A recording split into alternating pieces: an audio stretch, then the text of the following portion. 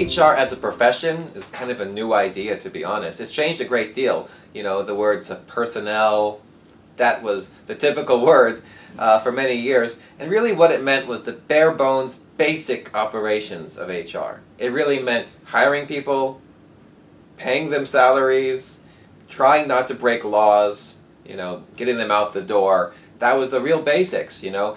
And that's still important, but what organizations have learned over the years is that there's a whole other level to it, at a higher level, a strategic level that can have a much greater impact on the success of the organization. You know, one person can't run a whole company, you need a whole team. And that, for a large company, it's a huge team. And those folks, if they know what their jobs are, they know, you know, what they're supposed to be doing, and they're engaged, and they care, they work with a sense of passion, then you can have a really successful company. It has a huge impact. So when you plan ahead and HR is part of the process, you know, it really is a very important success factor for companies. So organizations have learned that, and you see CHROs at the same level as CFOs. So it really is a big change over the years.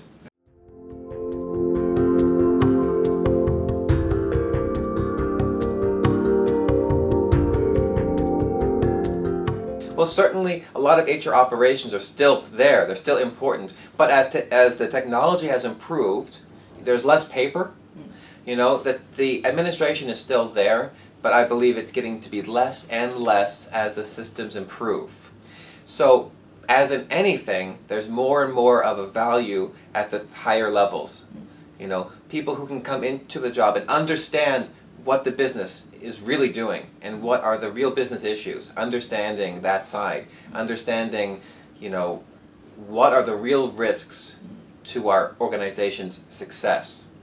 Oftentimes, it's the people side, and that is something that has been really, you know, not looked at enough over the years. So, what happens if your key people leave?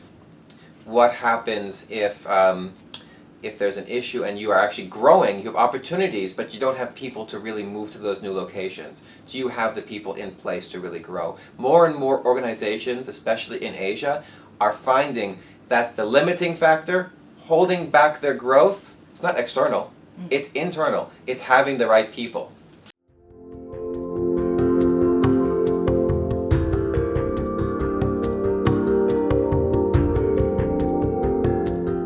You know, there's a wide range of people in the HR profession at all levels, and it's very diverse, you know, because there are people who are very good in analytical areas, and they may be in comp and ben or HR systems or HR process. That's important. You have people who are really involved in OD or talent management areas. And then you have people who are really on the business partner side. Now, in the best situations, everyone understands what is important for the business to succeed. So, a business acumen, understanding what the numbers mean, understanding what the indicators mean, and caring about them, that's really, really key. Because the leaders of the organization who have accountability for the business to succeed, they want to feel that you're in it as partners. In reality, leaders really do want that. And I've found that, you know, top leaders in organizations are actually pretty open these days, more and more open to an HR leader coming in and giving them advice and support. But before they will trust you, you have to show that you understand what's going on in the business, and then you have an opportunity to have an impact. Right. Otherwise, they won't have much patience for you, I think, if you just come as an HR voice. You have to be a business voice.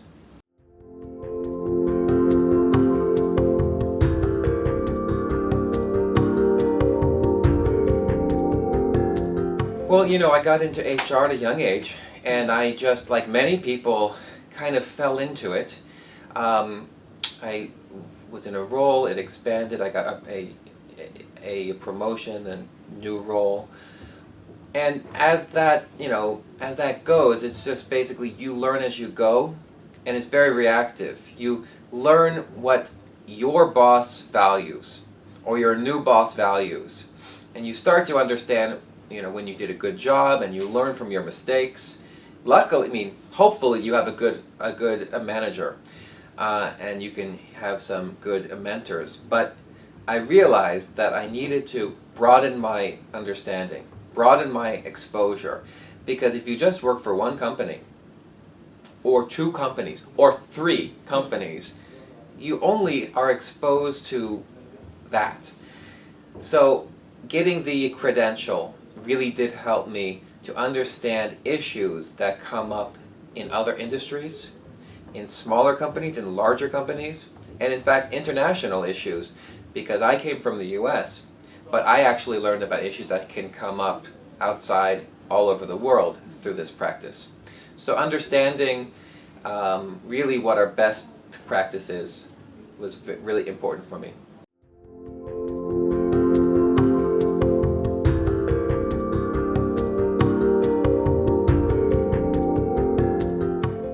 Now, SHRM has made an important move, definitely, over the past year. They've realized that, you know, the world's changing and the HR profession's changing, and in fact, to be ahead of the curve, they wanted to understand what are really successful, what is really important for successful HR leaders. What is really important for them? It's not just knowledge, it's behaviors and competencies.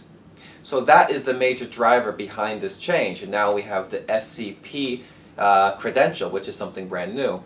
It's very valuable, and I think it's a very good idea, because it really gets to the core of what is it that helps a leader be a successful HR professional.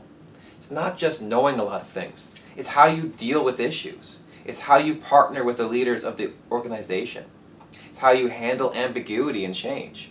These are the types of things that came up out of SHRM's research over the past years and have been validated through more research, and it's been embedded into the exam, and it's part of the body of knowledge. So this is really a step forward, because it gets to really, if you can go through this process and you can successfully get the credential, it really is an indication that you have some key competencies that can show that you're ready to succeed in HR.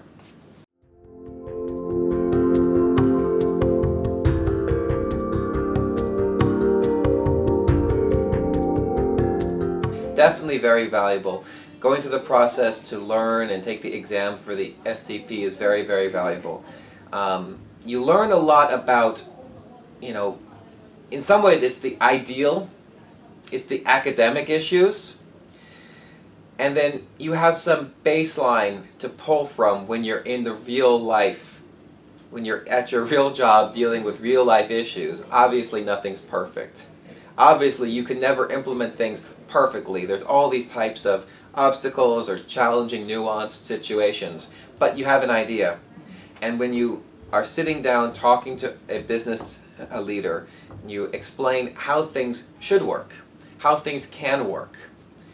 Maybe you can't get it there right now, but you can get their trust, because you can explain with authority and conviction that you understand what is the right process, what does this program look like, what generally works, and then if you can pull data as well, that's even better.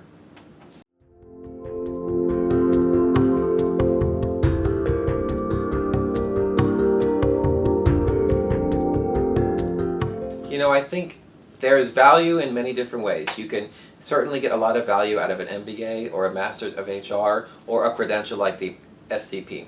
Definitely they're all valuable. Now for me, I can say I thought it was more relevant and more focused to take the credential, because it's really up to date. They have a process every year engaging global leaders, HR leaders from many industries all over the world, and also business executives, to help them refine the body of knowledge every year. So it's up to date, especially over the past year, as they've made real improvements in building HR competencies into the credential. I really believe that, you know, while others may follow suit, I think as of right now, the SCP is a valuable, up-to-date credential, and it's very valuable to understand yourself and understand what's going on in the HR world.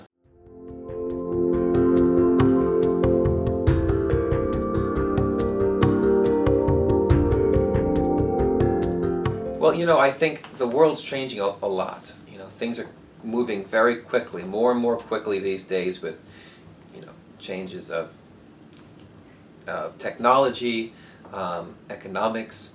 So we have to really move quickly too. Now, I wouldn't be in HR if I didn't believe that there's a win-win situation where if you have an engaged workforce, an engaged and happy workforce, that they will do better for their employers, and the employer will also win. If I didn't believe that, I wouldn't be in HR. And this is a realization that has come and grown over the past 15 years, I believe, in the world. Now, as an HR professional dealing with the challenges of a business, it's really, really key to help your leaders, your partners, understand these issues. Understand that your salary cost is very often the largest or one of the largest expenses that you pay out every month. So if you think about that as a portfolio, you want it to perform to its greatest, right? So how to do that? If you have a payroll of 10 people or 1,000 people, you can think about all of them giving just a tiny bit more effort during their day, caring a tiny bit more. And if you multiply that across 1,000, a workforce, it has a huge multiplier effect. So being able to understand that is a starting point, and to help your business leaders understand how much potential there is in building an engaged workforce. Now, to make that happen is really the tough part, because everyone's different. Humans are not robots, and dealing with real people is very, very complicated and complex. Now, if you have a psychology background or you know, dealing with people, you know, maybe you have more tools, but at the end of the day, we're all just making sense of complicated systems of people. And there's research that helps us do this. So the whole body of research around organizational performance and personal engagement, this comes into the question here. And employers are surveying their people, and they're using that data in very smart ways to understand in different populations what is driving performance, what is driving engagement, what is driving employee happiness, and what is driving, you know, retention. So in some ways, for some populations, we find that this really requires new ways of management. It requires more creative workplaces. For Gen Y millennials, generally, we find that they really do value flexibility in how they work. They will work very hard, but they don't want someone to be supervising them every minute.